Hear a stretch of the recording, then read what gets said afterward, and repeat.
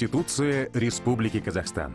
Мы, народ Казахстана, объединенный общей исторической судьбой, созидая государственность на исконной казахской земле, сознавая себя миролюбивым гражданским обществом, приверженным идеалам свободы, равенства и согласия, желая занять достойное место в мировом сообществе, осознавая свою высокую ответственность перед нынешним и будущими поколениями, исходя из своего суверенного права, принимаем настоящую Конституцию. Именно такими словами начинается основной закон страны – Конституция.